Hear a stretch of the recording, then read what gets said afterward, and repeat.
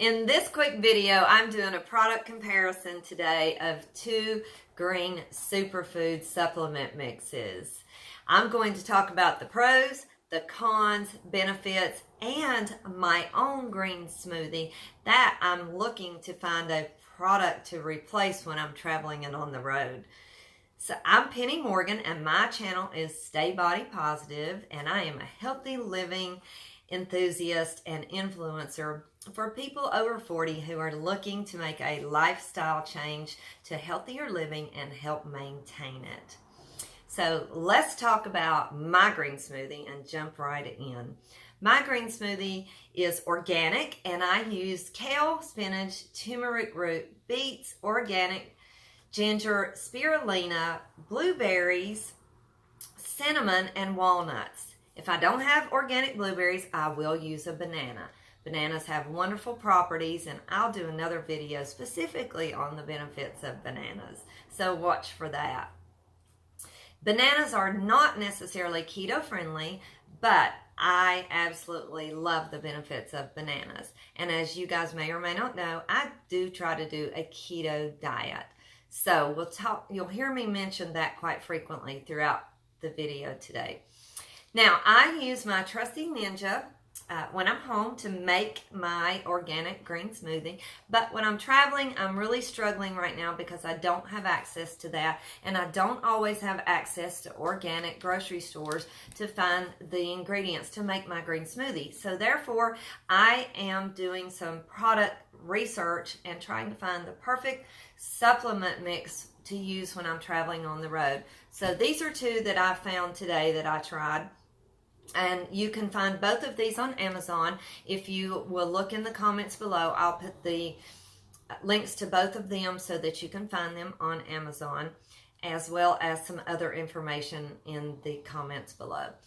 The Microgreens, this one is certainly has some of the benefits in it that I'm looking for.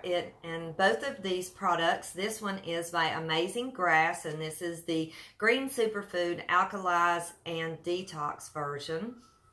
And both of these do have the grasses in them. This one actually has wheatgrass, barley grass, and alfalfa, whereas this one just has the barley grass. They both do have spirulina, and they both do contain ginger, and they both have spinach in them. Now, this particular product actually has kale, broccoli, beets, ginger, turmeric, garlic. So it has a few other ingredients in it as well. The garlic is great in immune boosting and has antimicrobial properties to it, but not necessarily keto friendly, but that's okay because it's in small amounts. And then this one actually has grapeseed extract, which grape seeds have some wonderful benefits as well too. Echinacea is in this one also, and echinacea also is a great immune boosting herb. It has great properties for immune boosting. And then this one also does have the grapefruit bioflavonoids, and that is something that I do try to avoid. Grapefruit is something that can interact with certain medications and cause them to stay in the system longer. So it's something that I do moderate and watch whenever I eat grapefruit. Also, this product contains stevia, and that's fine for a keto diet, but I'm not looking for sweetener in my green smoothies. This one has no sweeteners, either artificial or natural. So, but this one does have silica, so that's a filler and not something that I would want added to my green smoothie. This one has licorice root in it, and licorice root has been shown to elevate blood pressure. Now, I don't have any issues with my blood pressure. I do maintain my weight, and I don't have any genetic predisposures to blood pressure issues, so that's not a problem for me. But licorice root has also been shown to elevate ocular pressure, and I do have some issues with ocular pressure, so I try to avoid licorice root. Now, licorice root is also found in various different teas, even in some decaf teas. So I actually am a really big label reader, and so I do watch the teas out there to make sure that I don't pick up a tea that has licorice root in it as well either. Now, certainly you want to talk to your physician before you try any new regimen, diet, or supplements. So I always recommend that you do speak with your physician.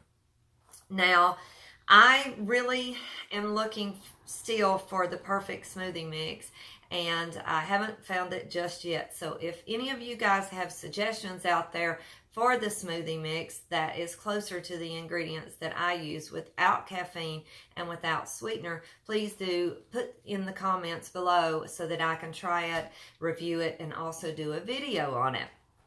And talking about sweeteners, one of the sweeteners for the keto diet is stevia, but also my preferred sweetener is monk fruit, and I love the monk fruit. You can get the monk fruit drops off of Amazon, and I'll put that in the links as well too below so that you guys can access that also.